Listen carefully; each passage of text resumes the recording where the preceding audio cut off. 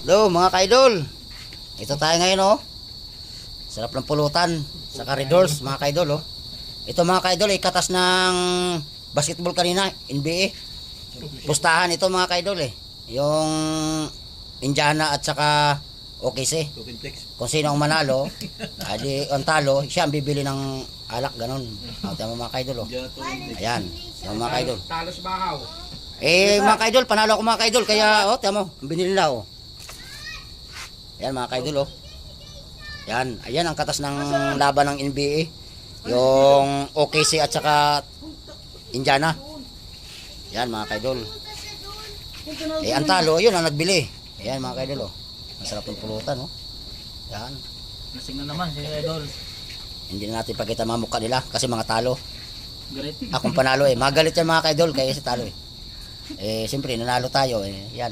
Pustahan lang. Yan. Yan mga ka-idol oh. 3 kiss yan eh. Panalo ang akin manok, Thunder. Okay tayo eh. Yan. Tapos sa Indiana. Huwag. Yan. Nagkapustahan, nagkatuwaan lang.